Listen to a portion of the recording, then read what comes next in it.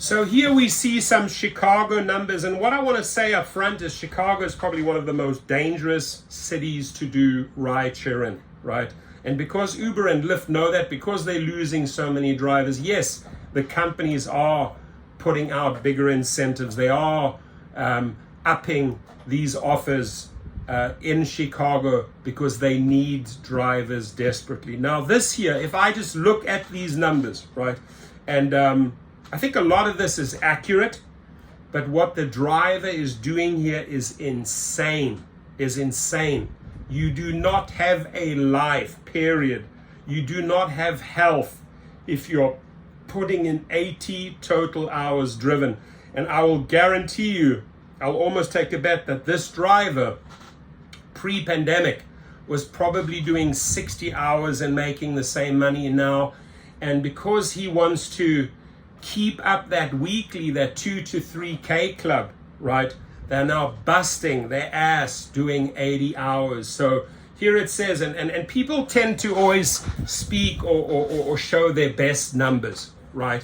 This is not a true reflection of what happens every week. People generally bring these type of numbers when they want to get views, when they want to get traffic to their social media or their videos. Then these type of numbers are juicy and great. But this is not the true representing or representative number for Chicago. $3,170 weekly gross with both Uber and Lyft driving both platforms.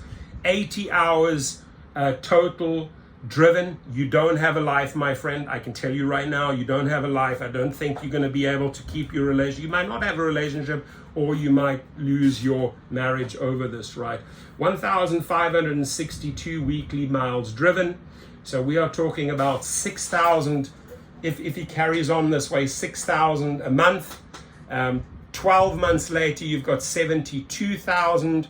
3 years later, your car is done. It's finished, over 200,000. And you might have taken out 5 years of payments and still have 2 years of payments on the books, right? You still owe money because you financed this over 5 years, but after 3 years going at that pace, you are done.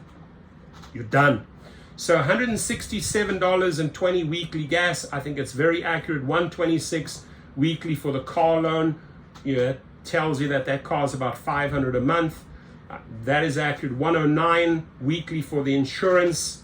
That is accurate. $20 weekly new tire cost. That is accurate. And actually more. They're more weekly costs. But you said, let's just say $417.20 total weekly expenses. That works out to $34 per hour net. $2,752 weekly rideshare net. And again, that here is, I guess, what Dara Khosrowshahi and David Risher quote, right?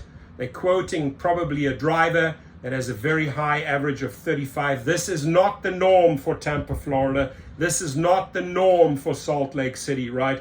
This happens to be Chicago, where it is extremely dangerous to drive and where the companies are offering big incentives to drive. So moral of the story here, on paper, it looks great, the numbers, but if you really start breaking it down, right?